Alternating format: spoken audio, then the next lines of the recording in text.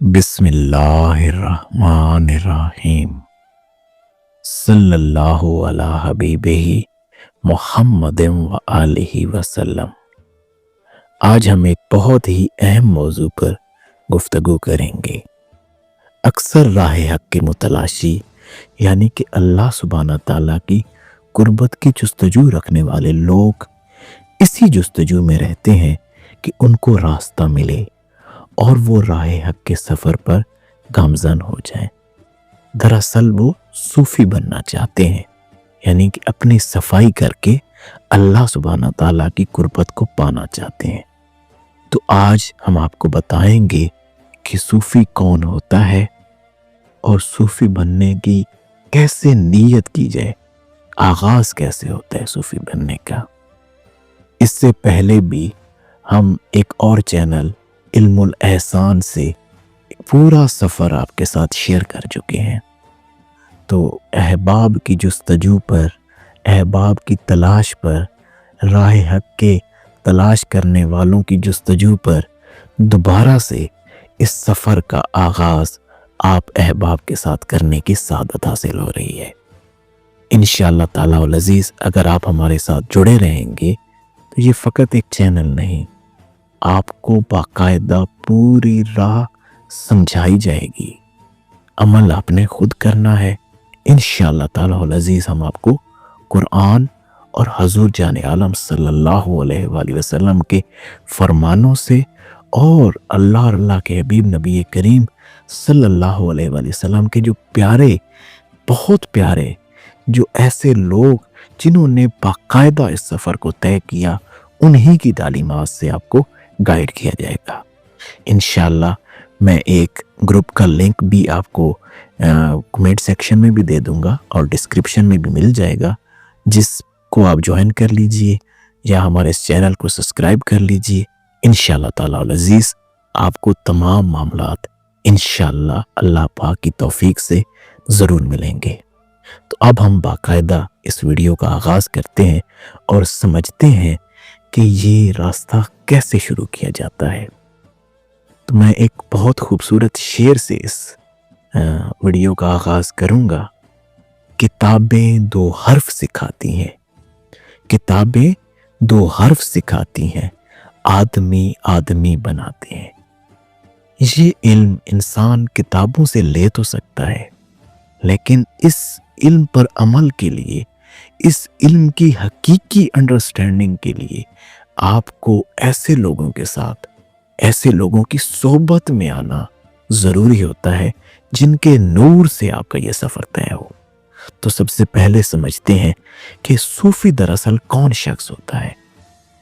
صوفی ایک ایسا شخص ہوتا ہے جس کی مثال ایک باغ کے مالکی سی ہوتی ہے۔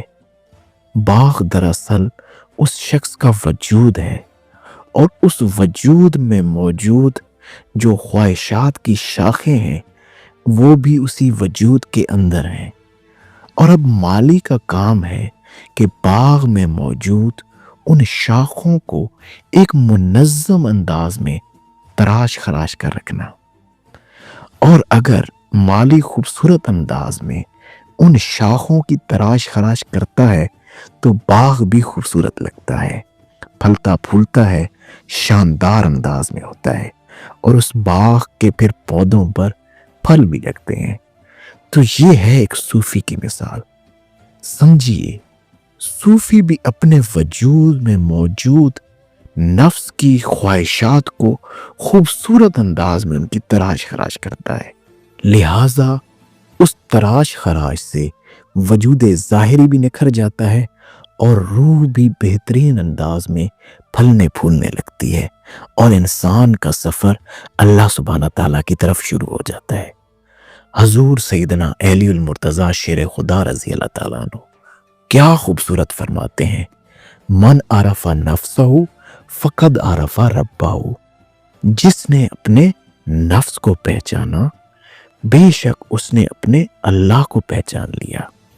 اب اس کو سمجھیے گا جو پچھلی مثال میں نے دی ہے، یعنی جو شخص اپنے وجود میں موجود اپنی خواہشات کے جال کو سمجھ لیتا ہے اور ان کی کاٹ چھانٹ کرنے لگ جاتا ہے، اپنے نفس کے حجابوں کو سمجھ جاتا ہے، یہ ہنر سیکھ لیتا ہے، تو وہ جب ان کو ایک معتدل معاملات کے اندر رکھتا ہے تو بے شک اس کو اللہ کی پہچان شروع ہو جاتی ہے، اس کا سفر اللہ کی طرف شروع ہو جاتا ہے۔ دیکھیے، اگر ہم میں سے کوئی بھی شخص صوفی بننا چاہتا ہے تو یہ فقط ایک نیت سے صوفی بن سکتا ہے۔ تو آئیے آج میں آپ کو پہلے وہ نیت بتا دوں کہ اگر آپ اس سفر کا آغاز کرنے لگے ہیں، اگر آپ اس راہ کے متلاشی ہیں اور اس راہ پہ چلنے لگے ہیں تو یہ نیت سمجھ لیجئے، میں اللہ کی قربت کو، اللہ کی ذات کو، اللہ کی خوشنودی کو اپنی ذات اور اس کائنات سے وابستہ ہر چیز، ہر معاملے پر ترجیح دوں گا۔ میں اللہ کی قربت کو، اللہ کی ذات کو، اللہ کی خوشنودی کو اپنی ذات اور اس کائنات سے وابستہ ہر چیز، ہر معاملے پر ترجیح دوں گا۔ اگر آپ نے اب یہ نیت دل سے کر لی ہے تو مبارک ہو، آپ صوفی ہو گئے۔ یہ پہلی شعوری کوشش ہوتی ہے جس سے انسان اس راستے میں قدم رکھ دیتا ہے۔ اگر آپ نے یہ نیت کر لی تو انشاءاللہ اب آپ کا سفر شروع ہو گیا۔ اب اس کے بعد انسان کے قلب کی صفائی ہوتی ہے۔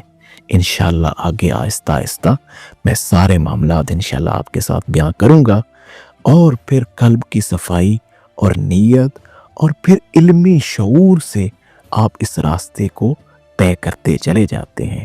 یہی ہے جنہ پڑھی کتاب وجودی، جنہ پڑھی کتاب وجودی انہ بھید سجندہ پایا، اکھمید کے درشن کیتا اتے چپدا تالا لایا۔ یہ سفر سارا یہی ہے، آپ اپنے اندر کو پڑھیں گے، اور جب اندر کو پڑھتے چلے جائیں گے تو یار کے راز کھلتے چلے جائیں گے۔ اللہ سبحانہ تعالیٰ آپ کو اور مجھے عمل کی توفیق عنایت فرمائے۔ اچھی بات کو سن کر دوسروں تک پہنچا دینا بہترین صدقہ جاریہ ہے۔ شاید کسی کی تلاش آپ کی وجہ سے ختم ہو جائے اور اس کے صدقے اللہ آپ کو بھی نواز دے۔ السلام علیکم۔